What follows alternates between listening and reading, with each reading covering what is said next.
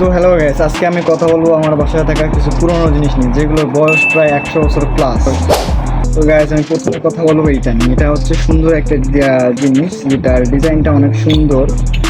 আর এটা ব্যবহার করা হয় গোলাপ জল অথবা যে কোনো সুগন্ধি ছিটানোর জন্য।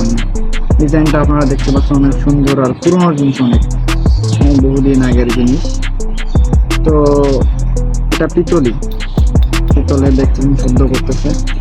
এটার কথা বাদ, এটা হচ্ছে একটা ফুলদানি, এটাকে ফুল রাখার জন্য ব্যবহার করা হয়।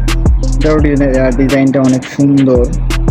প্রায় এটাও পিতলই, দেখতে পাচ্ছেন ডিজাইনটা অনেক সুন্দর, প্রিমিয়াম একটা ডিজাইন, যেটা এখন পাওয়া অনেক মুশকিল। অনেক সুন্দর ডিজাইনটা দেখতে পাচ্ছেন আপনারা।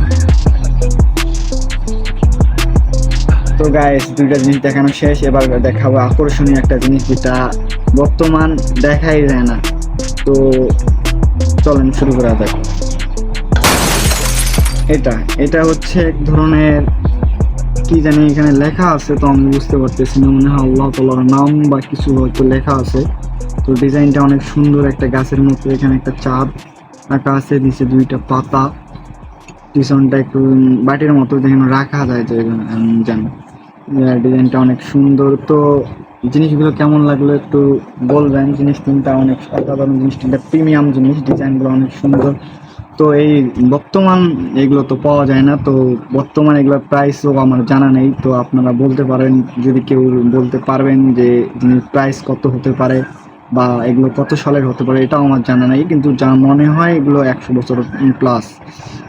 কারণ এগুলো আমার দাদার বাবার যুগ থেকে চলে আসতেছে, আমাদের বাসায় রয়ে গেছে জিনিস কয়টা, অনেকগুলো জিনিস ছিল, এই তিনটা জিনিস রয়ে গেছে। তো আপনারা কমেন্ট বক্সে বলবেন যে এগুলো প্রাইস কত হতে পারে, বর্তমান পাওয়া যায় কিনা, আরও বিভিন্ন ধরনের জিনিস। তো নেক্সট ভিডিওতে আরও অন্যান্য কালেকশন নিয়ে আপনাদের কাছে চলে আসবো। টাটা, বাই বাই, ভালো থাকবেন, সুস্থ থাকবেন, একটা সাবস্ক্রাইব করে দেবেন।